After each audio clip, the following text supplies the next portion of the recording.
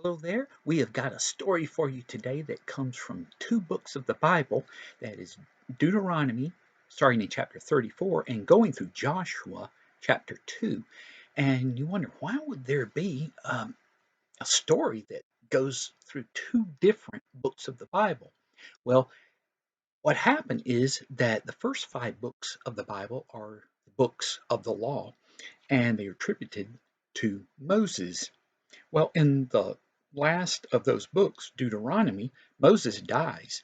Now, the story really continues from there, but at the point where he dies, then you pick up and you have Joshua, which follows. That continues the story. And so, really, it's an unbroken story, meaning it just continues, but now we're acknowledging that Moses is no longer part of the story. Well, at this time, the Israelites are right outside the promised land, and they have already defeated a couple of kings who tried to fight them foolishly, and they are preparing to move over. Well, there's an issue because Moses had not done what God told him to do at one time, so he's not going to be allowed to go into the promised land, and he knows he's going to die.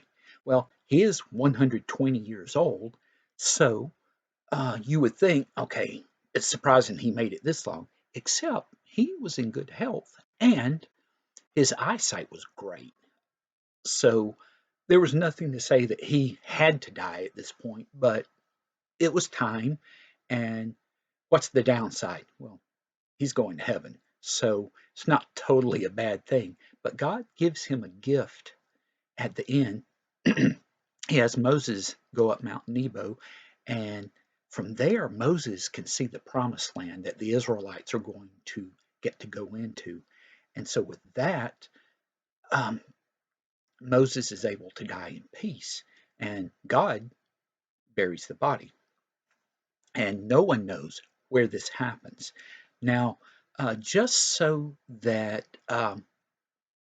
things would still move along properly, Moses had already selected Joshua to be the next guy in charge. Now, you remember Joshua as being one of the 12 spies who 40 years earlier had gone into the promised land and had come back saying, "Oh, we can take this. God is with us. We can take it over." He and Caleb were very much wanting to do what God had told them to do, but the other 10 spies had spread bad reports, and so the people got real whiny and rebellious, and they didn't do it.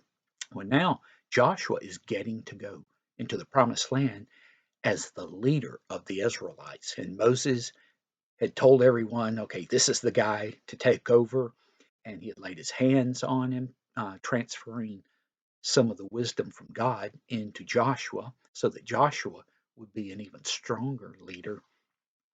And so everything was fine. Now, God did come to Joshua and tell him that Moses was dead. And that was important because no one else knew where he was, and they wouldn't have just started following Joshua and his orders if they thought that Moses was still around.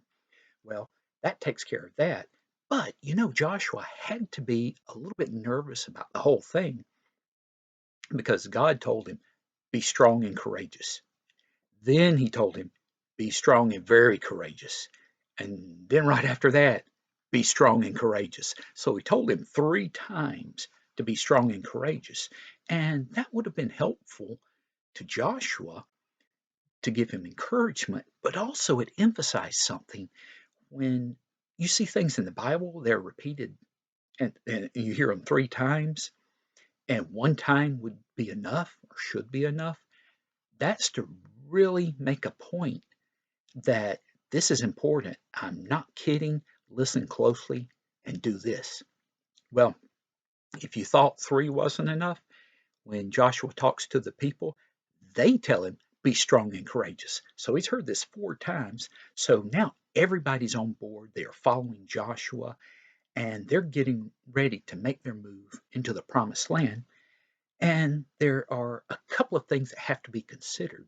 One is that they have to cross the Jordan River in order to get into the promised land. And the Jordan River is at flood stage right now. So the water is high, and that's going to make it difficult for the Israelites to cross. Okay, that's a consideration. But the long range consideration is there are people living in the promised land already. Well, they knew about it, and God didn't like having those people there, and the Israelites were going to have to fight for it. So God had given them this present of the promised land, but there are all of these people there who needed to be driven out or destroyed. And in this case, God has made it clear Jericho, the city right across the river, is to be destroyed and everybody in it wiped out, just so that we're clear on all of this. Well, Joshua, being a good military commander, and that's really how he works at this time, more as a military commander than so much political leader like a king or a president or something. He sends two spies over, and they are to go into Jericho as well as look in the area around it and report back on things. And that's going to help Joshua determine his military strategy. Well, these two men make it over. They get into Jericho and they've gotten information they have needed, and they've gone to the home of Rahab. Now, Jericho had two walls around it, and in the outer wall, you had a lot of dwellings built into the wall, and Rahab had one of those dwellings, meaning they'd build houses. It makes sense because if you're building a house up against the wall, you already have one wall built there, and you only need to get a roof and the other three walls, and you're done. Well, her place, because they did not have hotels and motels back in that day, was was the kind of place where you could go and stay, and there's a possibility or a probability that there were other things going on that weren't too good. But you have to remember the people in the promised land already were not good people. And things that we would look at and go, oh, that's terrible. They didn't think there was any problem with it. But they get to Rahab, and um, word has gotten out that there are a couple of Israelite spies and that they've gone to her place. Well, I think what you've got going on is that the Israelites may have been able to speak the language that the people here could speak, but they wouldn't have sounded right to them. It's kind of like if you were to go to a different part of the country from where you live now, and when people talk, they say words in a funny way, or it just doesn't sound the same to you. And the same if a person from another part of the country comes over, or say someone from England comes to America and comes to your place, you can tell by the way their voice sounds that they're not from here. That's what I think is going on, and how people knew that there were spies there, because there really wouldn't have been much in their clothing to give it away. Well, in any event, the king has sent soldiers to her place. She has taken the spies to the roof of her house and put them under flax. Now, flax is a plant that is grown and used to make clothing, and the material made from it is called linen. And the flax would be soaked in water and then laid out to dry, and then soaked in water and laid out to dry a number of times until they could make it usable to make cloth out of it. Well, she had flax on the roof to dry out, and she hides the spies under there. And then when the soldiers show up looking for the spies, she says, "Oh yeah, they were here, um, but I didn't know who they were. But I will tell you, they did leave, and they went out the gate. And if you hurry, you can catch them." Well, the soldiers take off and go looking for these spies. And you notice that Rahab said something that wasn't true. But remember, she's not a follower of God but we're going to find out something special about her. So uh, at this point, I'll just add that, as far as telling things that weren't true, that was just another one of the things that was common among the people who lived in the promised land at the time. However, it did have the effect of helping get the soldiers out of there. Now, she went back to uh, the guys on the roof and she's telling the spies, okay, look, here's what we know. Everybody is scared of you people. We know what your God did for you in drying up the Red Sea so you could cross it. Now, that was 40 years before, and the people away from Egypt know what had happened. So they're already nervous about the Israelites because they know, okay, their God does things for them. Of course, a lot of these people believe that there were lots of gods, but they knew the one for Israel was true and did things. So she's saying, okay, we know about this, and we know how just not too long ago you fought Sihon and Og and wiped them out in their armies. So everybody's scared to death of you. Here's what I'm asking from you.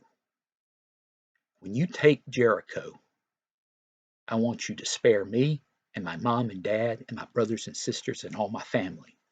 Well, uh, we find out with the spies, they say a little bit now, but later we find out more from them, is that they say, okay, you forced us into this deal, and if you help us get out, then your family will be spared.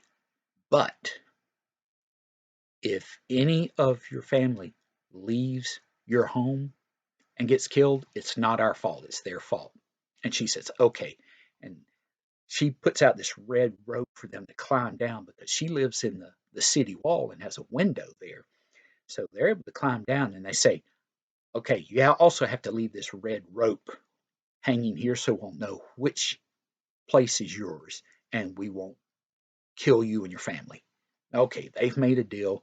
The spies go back, but she advised them that these soldiers would be looking for them. So before they actually head back across the river, she told them to hide in the hills and give it about 3 days until the soldiers come back. Well, that's what they do. And the spies are able to make it back to Joshua and give them a full report. So now Joshua knows that everything is looking good from the standpoint of them getting across and fighting an enemy who's already afraid of them. And I'm going to leave you with this one thing. The river's at flood stage, but the Israelites are able to cross it because with the Ark of the Covenant, the priests go into the Jordan and the water backs up. And the Israelites are able to cross on dry ground just like they had with the Red Sea. And now the Israelites are in the promised land. It's a few miles away to Jericho. But at this point, the Israelites are going to camp.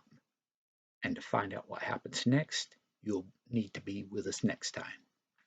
All right, today's tie. I have a fellow with a sword. This is to represent Joshua. And Joshua would have been kind of old at this time, but he is the right commander at the right time for the Israelites. And we find that the word of God has gone out, and people know that the people of the real God are coming, and it's not going to be pleasant. So remember to pick the right side when you're picking a side. Okay, with that, I will let you go and hope to see you next time. Bye.